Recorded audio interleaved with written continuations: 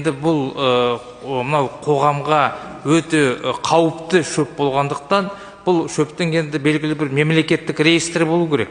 Осы сіздер қазір осы техниканы конопляға мынау егуге рұқсат берген кезде осы мемлекеттік реестр жасадыңыздар ма? Яғни шөптің мынандай түрі жаңа қауіпті, мынандай түрі қауіпті емес деген тәрізді. Менің ойымша бұл мәселеде біз өте сақ болуымыз керек.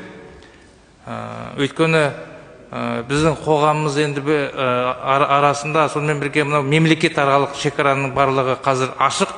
Сондықтан осы Қазақстан осы есірткіге байланысты тәуекел кеңістігі жататын азаматтарға тартымды елге айналып кетпей ме деген үлкен сұрақ бар.